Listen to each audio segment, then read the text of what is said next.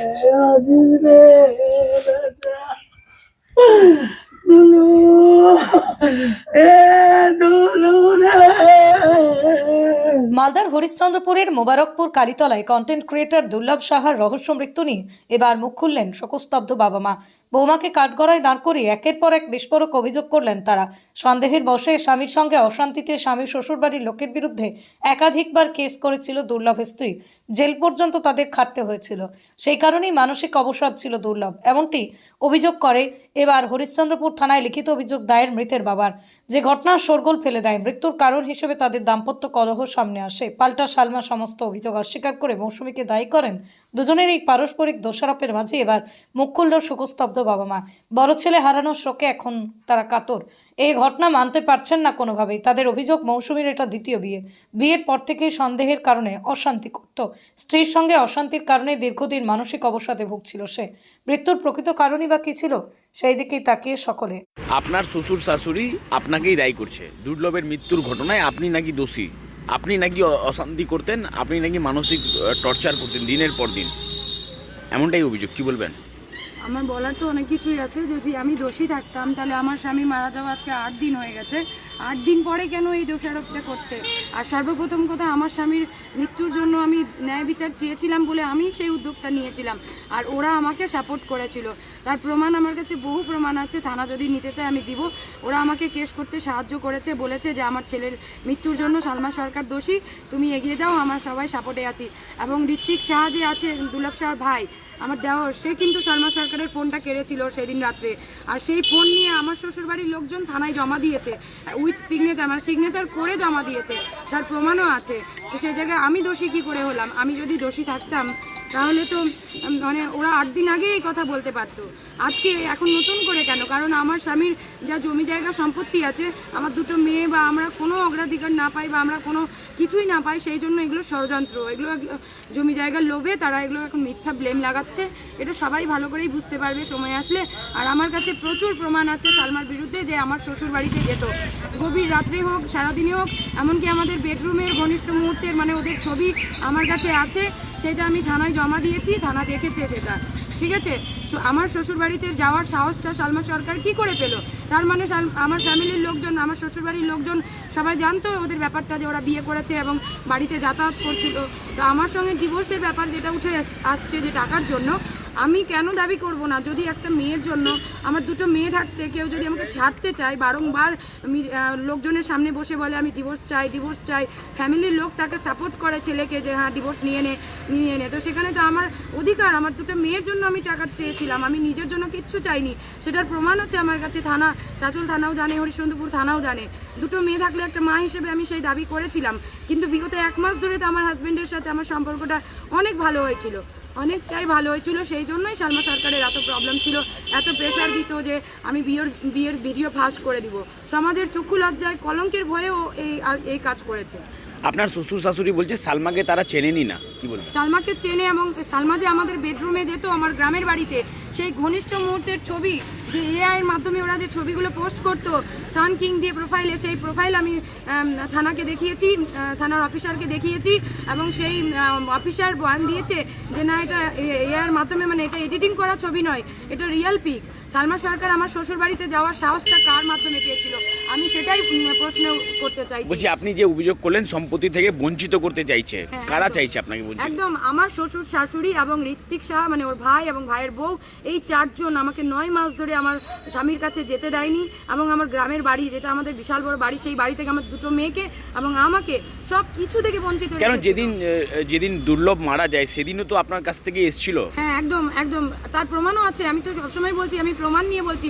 আজকে আমাদের পাড়ার যে সিসিটিভি ফুটেজ, যদি পুলিশ চায় চেক করুক, যে দুর্লভ রাত্রেবেলা, তার আগের দিন রাত্রিবেলা, রাত্রি 1টায় এসে সকালবেলা ভালো মতো করে 10:30টায় রুম থেকে বেরিয়েছে চা খেয়ে। এমনকি রান্নার, মানে চিকেন রান্না করার জন্য আমাকে যে বাজার করে দিয়ে গেছিলো, সেই জন্য দুপুরবেলাও আসার কথা। আমি বারংবার ফোন করেছি, বলেছে হ্যাঁ আসছি, বারবার ফোন করেছে। এমনকি মেয়ের স্কুলের খবর নিয়েছে। এমন কি ঘটনা ঘটলো যে এইভাবে মর্মান্তিক? সেটাই তো প্রশ্ন। আমিও সেই প্রশ্নটাই করবো, মানে চাই, প্রশ্নের উত্তর চাই বলে আমি কিন্তু একটা মিনিটও ওয়েট করিনি। আমি কিন্তু পরে তৎক্ষণাৎই এসে কিন্তু কমপ্লেন করেছি। আপনার শ্বশুর দাবি করেছে যে তার ফোন বাজেয়াপ্ত করা হোক, মানে আপনার ফোনটা বাজেয়াপ্ত হ্যাঁ, করে নিন, কোনো অসুবিধা নেই, আমার ফোনে আমার হাজব্যান্ডের বিরুদ্ধে বা আমার বিরুদ্ধে বা কোনো কিছুই নেই, ফোন এখন চাইলে এখনই দিয়ে দিব। কিন্তু আমার কাছে বড় প্রশ্ন, যেদিন দুর্লভের এই ঘটনাটা ঘটে সেই দিন রাত্রিবেলা সালমা সরকার হসপিটালে যে এসেছিল, কি করতে এসেছিল? একটা কন্টেন্ট ক্রিয়েটার অত গভীর রাত্রে আসবে না। এবং দুর্লভ শাহর ভাই ঋত্বিক শাহ ফোনটা কেন কেড়েছিল? একটা কন্টেন্ট ক্রিয়েটার দেখতে আসবে হসপিটালে আর তার ভাই ফোন কেড়ে নিবে, তা হয় না। ফোন 2-3 দিন ওদের আন্ডারে রেখেছিল। সালমা সরকার প্রচুর থ্রেট দিয়েছে, সেই বয়ান আমার কাছে রেকর্ড আছে, আপনারা যদি চান মিডিয়ার মাধ্যমে আমি শোনাতে পারবো, আমার মোবাইলে আছে। তার নিজের জেঠু বলেছে যে ওকে ব্ল্যাকমেলিং করা হতো বৌমা, আমরা ফোন রেখেছি, 2-3 দিন ধরে থ্রেট দিচ্ছে, আমাদের ছেলেকে মেরে ফেলার হুমকি দিচ্ছে, মেয়েটা কেস করে দিবে হুমকি দিচ্ছে, তুমি এসে থানা থেকে ফোনটা নিয়ে যাও। সাথে সাথে তো আমি পুলিশ নিয়ে যেতে পারিনি, কিন্তু আমি এসে কেস করেছি, মিডিয়া করেছি ওই দিনই। আর তারপরে আমি বলেছি যে স্যার ওরা ফোনটা নিয়ে আসতে চায়, আপনারা সহযোগিতা করুন। তখন দুর্লভের ফ্যামিলির লোকজন এসে নিজে থেকে থানায় সিগনেচার করে ও সালমা সরকারের ফোন জমা দিয়েছে, তার 90,000 টাকা দামের আইফোন দুর্লভের ফ্যামিলি এসে জমা দিয়েছে, আমি দিইনি। আর আমি ফোন কাটিনি সালমা সরকারের, এটা সালমা সরকারের ফোনটা ঋত্বিক শাহ কেড়েছে, দুর্লভের ভাই। আচ্ছা, আপনার নাম, আপনার পরিচয়? আমার নাম মৌসুমী শাহ, আমার বাড়ি কালীতলা মোবারকপুরে, দুর্লভ শাহর বাড়ি।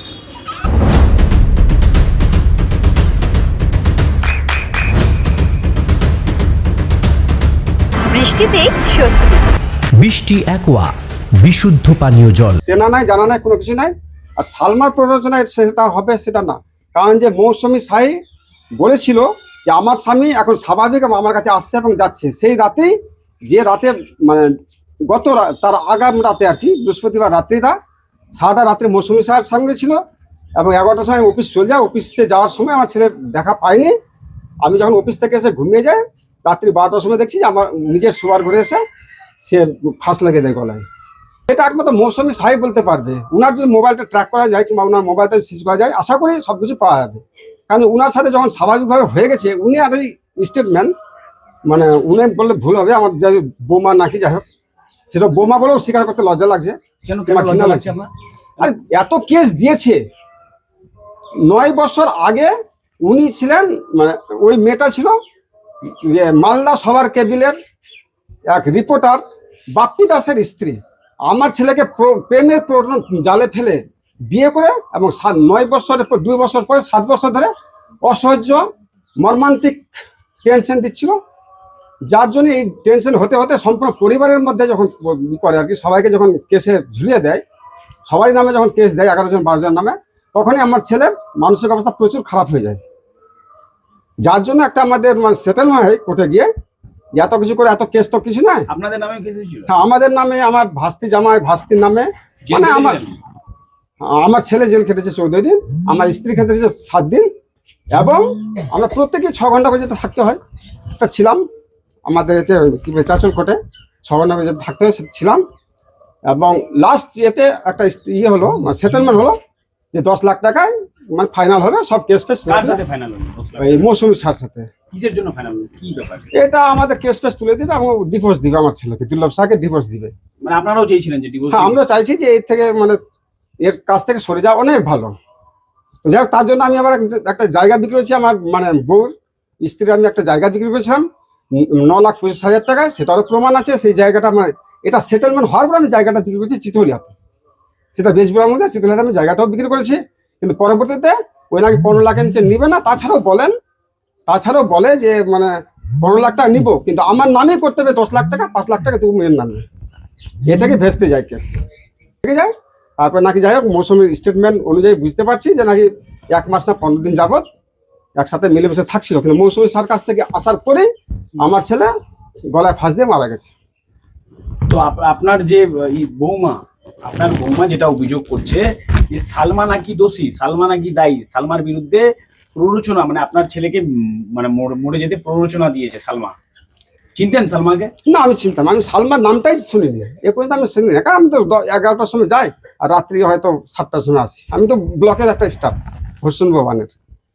এখন ওদের দুজনের মধ্যে কি সেটা আমি বলতে পারছি না, কিন্তু যেখানে আমার মৌসুমী বোমা হলো, বোমাই বলি এখন, তো ওই যে বোমাই হয় তা ধর বলছি 1 মাস ধরে আমাদের স্বাভাবিক ছিল, কিন্তু সেই রাতেও নাকি ছিল।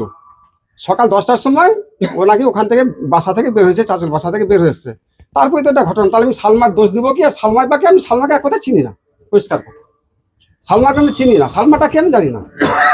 আজকে আপনার মুখ থেকে আমি নতুন করে শুনলাম, কে বললো জানি না, হতে পারে কে কেন অভিযোগ করলো, কি করলো না করলো। আর এক কথায় কি, আমার ছেলেটাকে 7 বছর ধরে মানে যা বলার, নিজে তো ঠিক নাই তো অন্যজনকে তো কি আর বলবো, বলার এটা ছোট কথা বলার ই নাই। এই যে আপনার ছেলের তাহলে মৃত্যুতে কাকে দায়ী করছিলাম?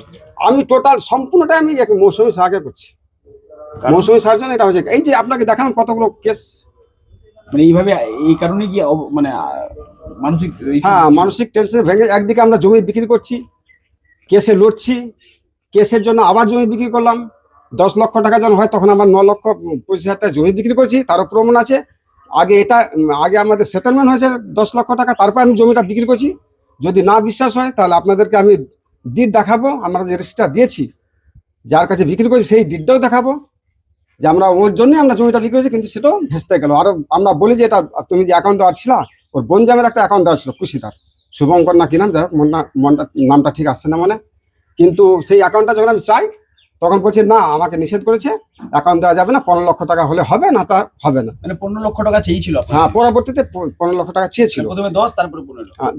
10টা লেখাই আছে, সেটেলমেন্ট হয়ে গেছিল, আচ্ছা, সবারই সই আছে, ওর মায়ের আছে, আমার আছে এবং মৌসুমী এবং এরও আছে। যাই হোক 15 লক্ষ টাকা নিবে, তারপর আমি জমি। আর আমি যখন বললাম যে এটা কি করলাম, আমি জমিটা বিক্রি করলাম, আর আমাকে উল্টো বলছে যে তোমার আগে জমিটা যাক, এই যে জমি বেচা যদি টাকা আছে তোমাকে 10 লক্ষ টাকা, এটা যাক, তারপর আবার ফের বিবেচনা করবো। আমি আমার নাতনি, একটা ছোট নাতনি, মাস 2 মানে পুজোর আগে নিয়ে আসলাম, মেয়ে, ছোট মেয়ে তো যেতে চায় না, 7 দিন রাখলাম, মানে 3 থেকে 4 দিন রাখার কথা, সেখানে কোনো কারণে 7 দিন হয়ে গেল। কিন্তু 7 দিন হওয়াতে আমাকে বলছে, এই কানু তুই কি আমার মেয়েটাকে দিয়ে বিজনেস করবি, কেন রেখেছিস আমার মেয়েটাকে রে, তুই পৌঁছা, আমার মেয়েটাকে এখনই পৌঁছা, আমার মেয়েটাকে দিয়ে কি বিজনেস করার জন্য আমার মেয়েটাকে রেখেছিস, তোর কি অধিকার আছে তুই 7 দিন রাখবি মেয়েটাকে। আর ছোট বাচ্চা নাও যেতে পারে, বাচ্চার বয়স কত হবে, 8 বছর হবে, এ ছোট ভাবতো সবসময় কানু শাহ, রাধা শাহ এইভাবে হাসা। শ্বশুর তো নাই, শ্বশুর তো দূরের কথা। আমি তো আবারও বলছি, মৌসুমী শাহ এর জন্য পুরোপুরি দায়ী। আমাদেরকে এমন জ্বালি, আমি তো বলছি ও চাচলি থাকতো, বাপ্পি সাংবাদিক তো চলেই গেছে রিপোর্টার, এবার আমার ছেলেটাকেও খেলো, আর যে কাকে খাবে বলার মতো নাই। ওই সব মেয়ের আমি শাস্তি চাই। ছেলে মারা গেল, পোস্টমর্টম হলো, তারপরে সাধ্য শান্তি যে আমি গয়া চলে গেছিলাম। আমার নাম কৃষ্ণ কানু শাহ। মানে কি সংসারে কি অশান্তি চলছিল?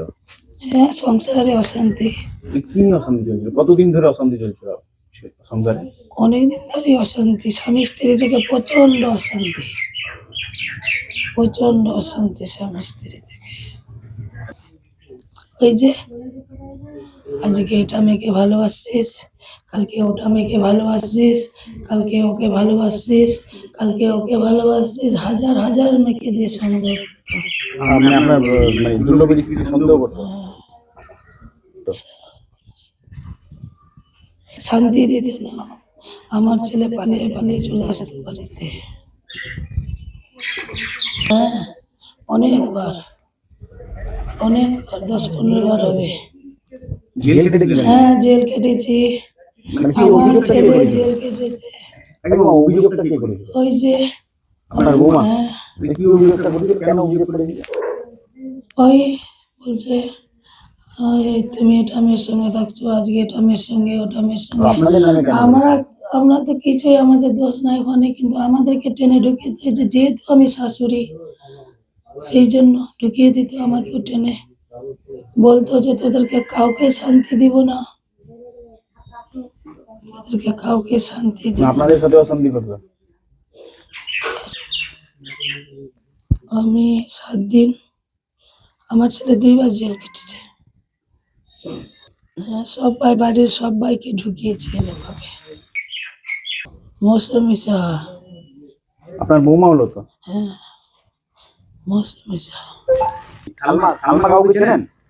ইউটিউবার ওই টিকটক করতো, আমি কিছুই জানি না ওর ব্যাপারে। আমার ছেলে আমার বাড়িতে কোনোদিনও আসেনি। আমার ছেলের সঙ্গে আমি ওকে কোনোদিনও দেখিনি। আমি কি করে বলবো, আমি তো কিছুই জানি না।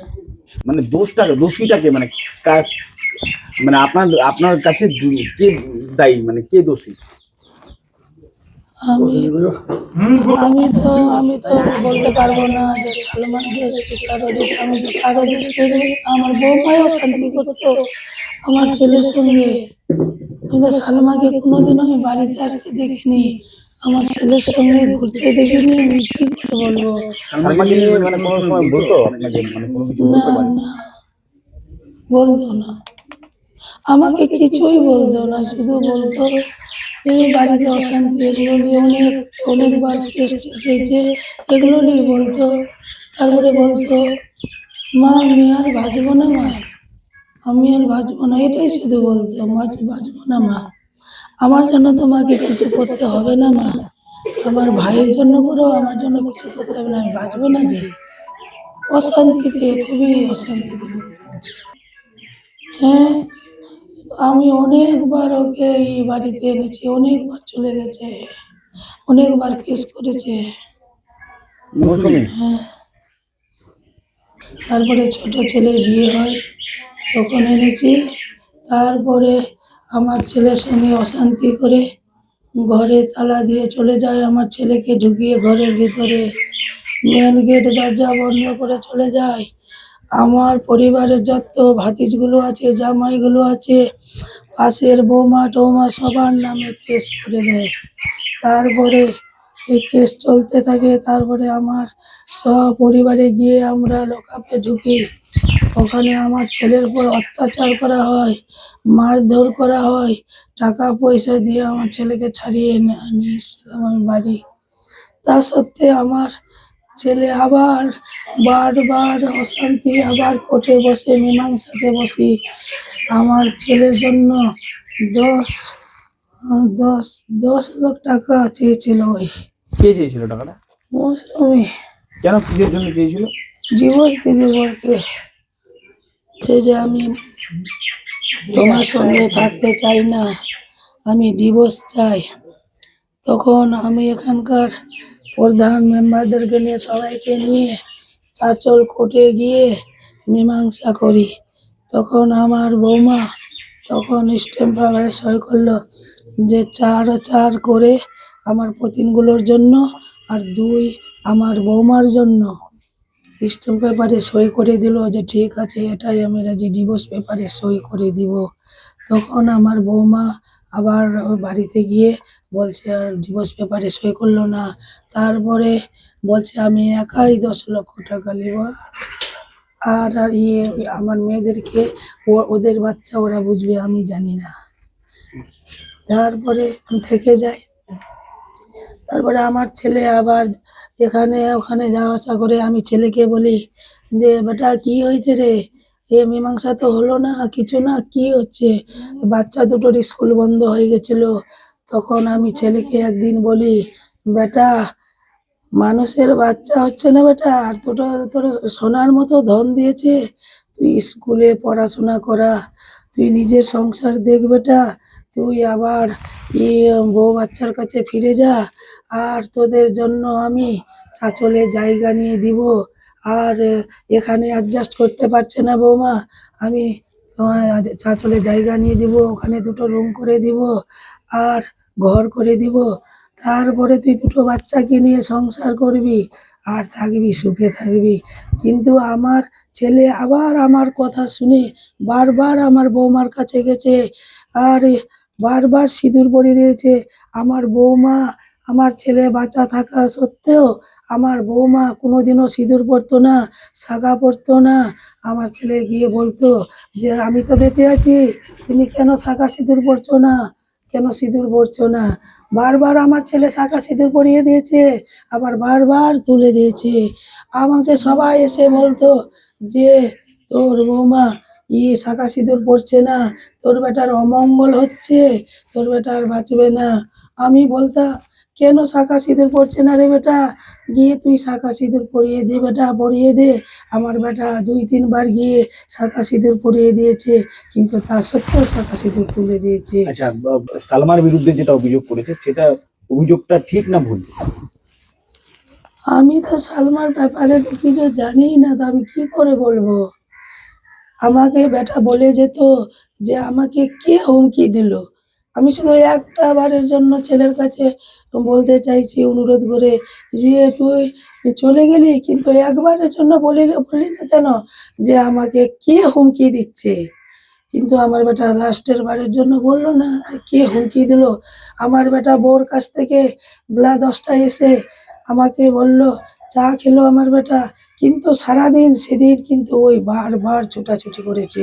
বলছি কাকিমা, আপনার ছেলে মানসিক অবসাদে ভুগছিল? হ্যাঁ কতদিন ধরে ভুগছিল? হ্যাঁ, অনেক দিন ধরে, বিয়ে করার পর থেকে। মানে বিয়ের পরের থেকে? হ্যাঁ, ওর এই বাপি সাংবাদিক, ওর স্বামী ছিল। বাপি সাংবাদিককে ছেড়ে আমার ছেলেকে বিয়ে করে, আমার ছেলের বউ বাচ্চা ছিল, ভিঙ্গলে বিয়ে করে আমার ছেলে ওই বৌমা খুবই ভালো ছিল।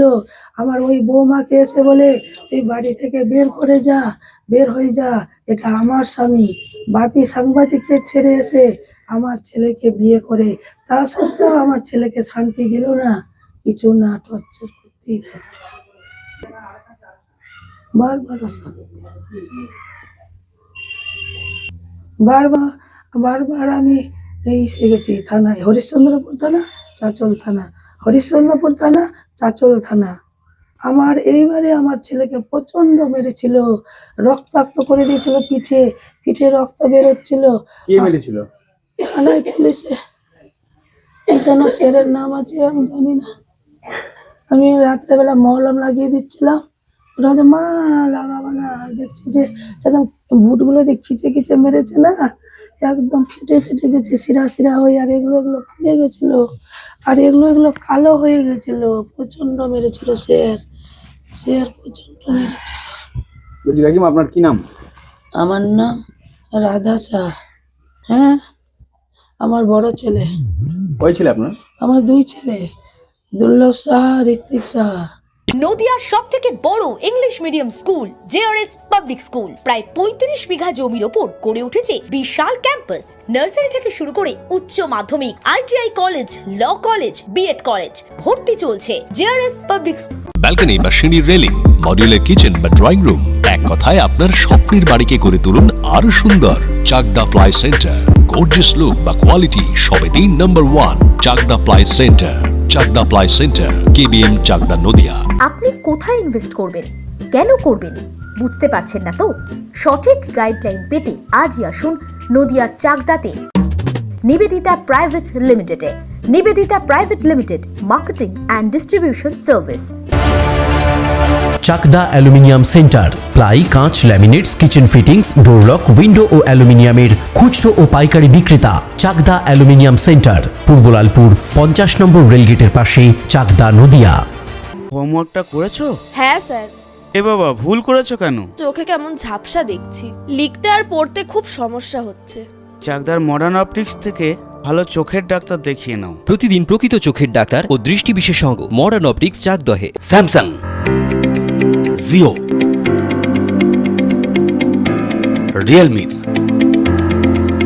নদিয়ার একমাত্র অথরাইজড ডিস্ট্রিবিউটর ঘোষ কমিউনিকেশন, থানার মোড়, চাকদা। ভাবছেন 3 স্টার ক্যাটাগরিতে কাটাবে? রুম রে মাত্র 1500 টাকা থেকে স্টার, খাওয়া দাওয়া রিজনেবল প্রাইস। নদিয়ার একমাত্র 3 স্টার ক্যাটাগরি হোটেল এনবি সোনার বাংলা হোটেল, কল্যাণী এইমসের ঠিক উল্টো দিকে, কল্যাণী, নদিয়া।